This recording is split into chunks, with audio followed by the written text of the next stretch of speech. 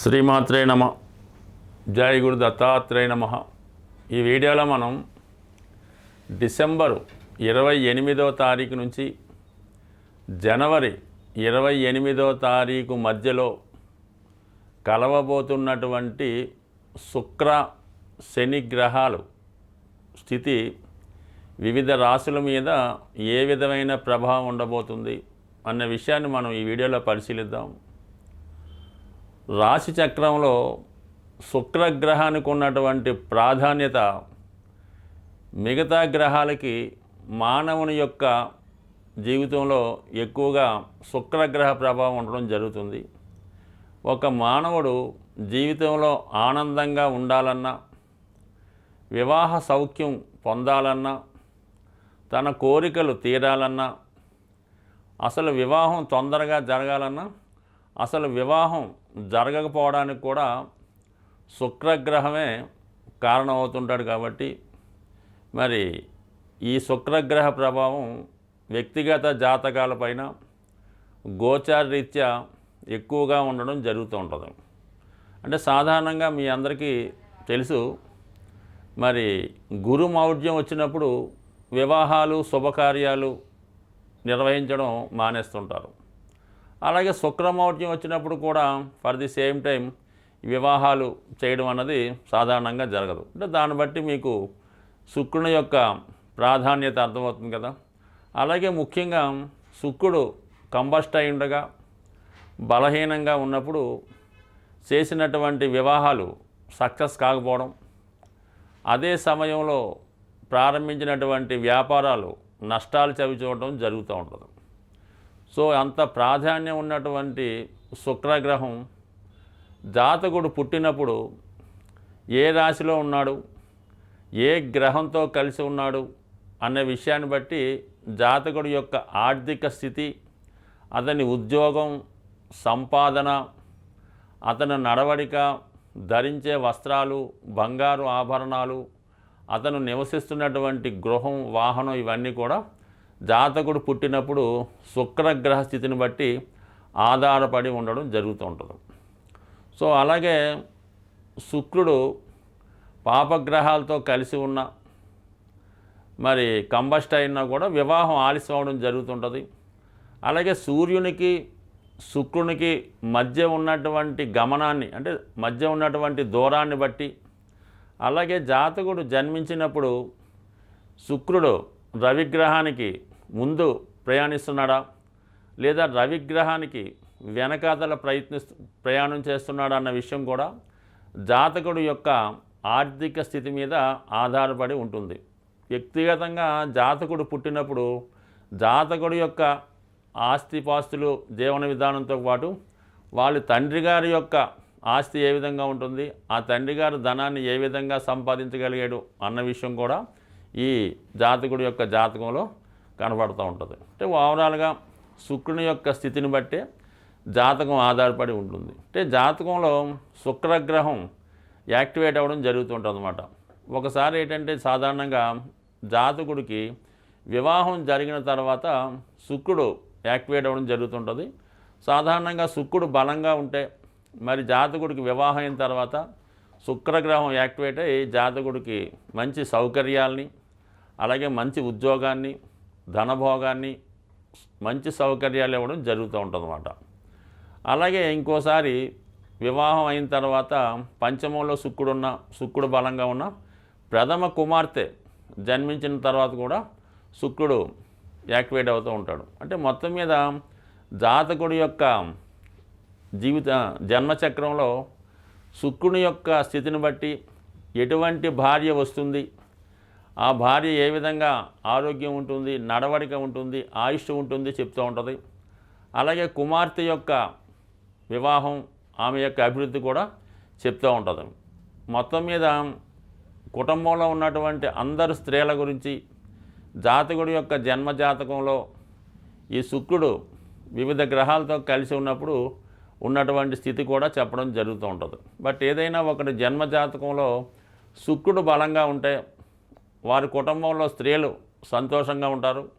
వివాహం తర్వాత జాతకుడు భాగ్యోదయం అవుతుంది, బట్ ఏదైనా జాతకంలో శుక్రబలం అన్నది తప్పనిసరి. ఈ వీడియోలో మనం డిసెంబర్ 28వ తారీఖు నుంచి జనవరి 28వ తారీఖు మధ్యలో కలవబోతున్నటువంటి శుక్ర శనిల కలయిక వృషభ రాశి వారి మీద ఏ విధమైన ప్రభావాన్ని చూపడం జరుగుతుంది అన్న విషయాన్ని మనం ఈ వీడియోలో పరిశీలించే ప్రయత్నం చేద్దాం.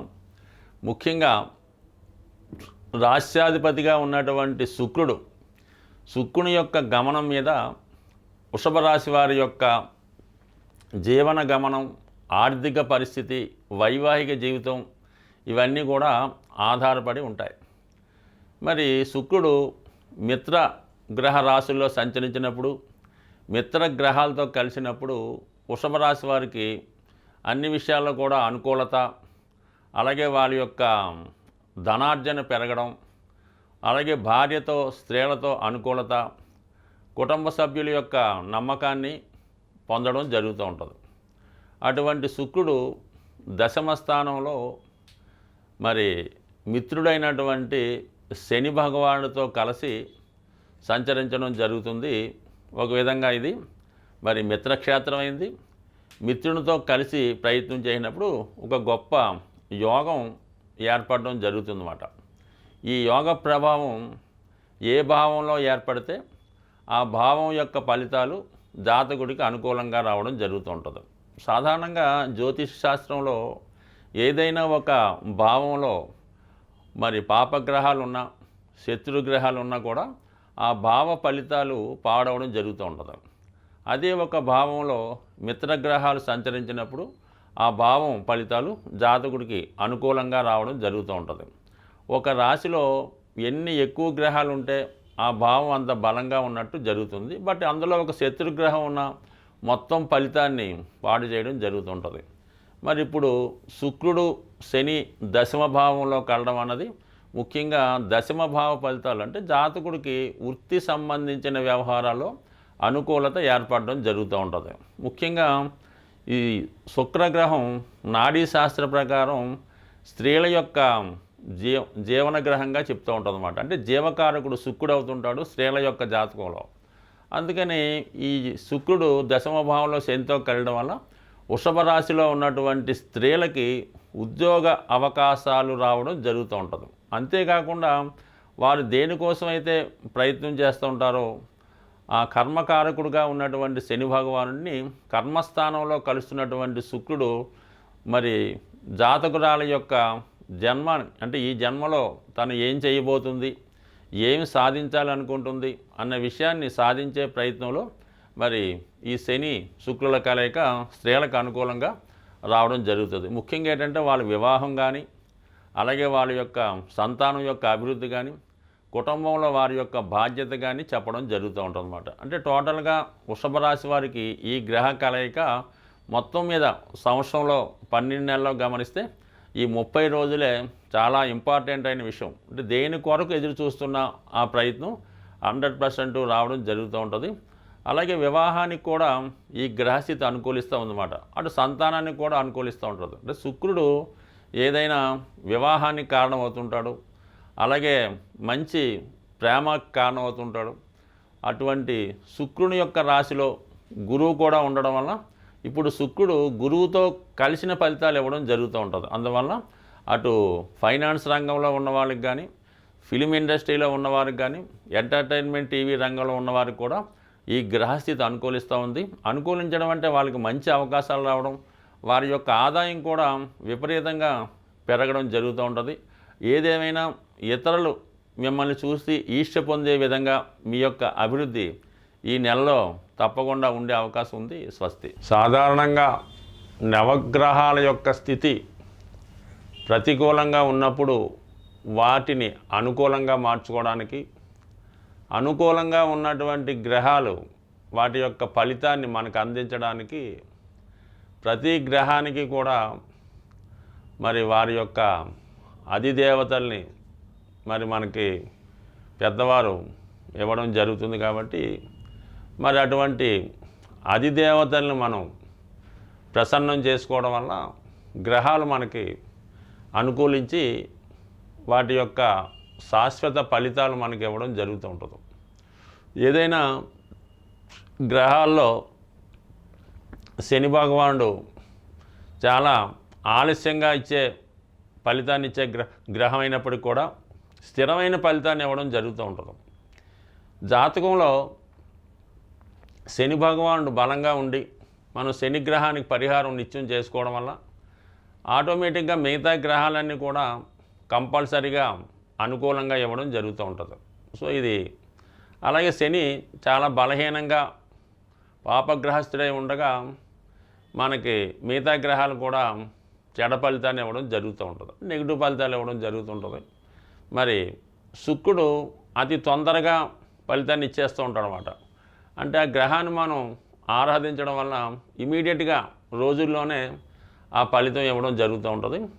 సో మరి శుక్రుడికి మనం కోరుకునే కోరికలు కూడా అలాగే ఉంటాయి, ఆ గ్రహం ఇచ్చే ఫలితాలు కూడా తొందరగానే ఉండడం జరుగుతుంటాయి. కాబట్టి మరి రెండు గ్రహాలు కలిసి సంచరిస్తున్నప్పుడు మరి మనం ఏ గ్రహాన్ని ఆరాధిస్తే తొందరగా ఫలితం వస్తుంది అంటే కామన్గా అందరికీ పంచాంగంలో ఉన్నటువంటి నవగ్రహ స్తోత్రాలు చాలా తొందరగా ఫలితాన్ని ఇస్తుంటాయి. కాబట్టి మామూలుగా ట్రెడిషనల్గా ఈ రెండు గ్రహాలు ఫలితం పొందాలంటే మనకి పంచాంగంలో ఉన్నటువంటి ఈ నవగ్రహ స్తోత్రాలు ఉంటాయి కదా, ఆదిత్య సోమాచ అని అవి ముందు 9 శ్లోకాలు ఒకసారి చదివి దాని తర్వాత శనికి సంబంధించినటువంటి శ్లోకాన్ని 19 సార్లు, శుక్రుడికి సంబంధించినటువంటి శ్లోకాన్ని 20 సార్లు చదివి మళ్ళీ తిరిగి నవగ్రహ స్తోత్రాన్ని 9 సార్లు చదవడం వల్ల ఇది ఒక విధంగా చేసుకున్న వాళ్ళకి బాగుంటుంది.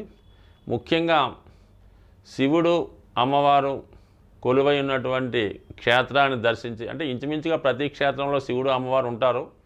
అయితే మనకి ఉభయ తెలుగు రాష్ట్రాల వాళ్ళకి అందుబాటులో ఉన్నటువంటిది శ్రీశైల పుణ్యక్షేత్రం. అటువంటి పుణ్యక్షేత్రంలో మరి మనకి మీరు ఈ రెండు గ్రహాలు కలిసి కుంభరాశిలో సంచరిస్తుండగా అంటే జనవరి 28 వరకు డిసెంబర్ 28 నుంచి మీరు వీలైతే మీకు ఇటువంటి శ్రీశైలాన్ని దర్శించుకొని అక్కడ ఏదో విధంగా ఒక రాత్రి బస చేయడం, వీలైతే చండీ హోమం, శివునికి అభిషేకం వారి వారి స్థాయిని బట్టి చేసుకోవడం మంచిది. లేనివారు మీ యొక్క గ్రామంలోనో సమీపంలో ఉన్నటువంటి ఈ పంచారామాలు కానీ ఈ ఏదో ఒక శివక్షేత్రాన్ని దర్శించి విధి విధానంగా శివునికి అభిషేకం, అమ్మవారికి కుంకుమర్చన చేసుకోవడం వల్ల ఖచ్చితంగా అంటే శివుడు అనుగ్రహిస్తే ఏ గ్రహం అనుగ్రహించినట్టు ఫలితాన్ని ఇవ్వడం జరుగుతుంది. కేవలం ధనాన్ని ఇవ్వడంలో, ధనం అంటే ఐశ్వర్యాన్ని ఇవ్వడంలో శివుణ్ణి మించిన దైవం ఉండడు. కాబట్టి ఏదైనా నమ్మకంతో ఈ పరిహారం చేయండి. అలాగే మీరు ఏదో ఒక రుద్రాక్ష ఈ నెల రోజులు ధరించే ప్రయత్నం చేయండి. అలాగే విభూతి ధారణ వల్ల మీ యొక్క సమస్త కోరికలు నెరవేరి శాశ్వతమైనటువంటి ఐశ్వర్యాన్ని, లక్ష్మీ కటాక్షాన్ని పొందే అవకాశం ఉంటుంది. స్వస్తి.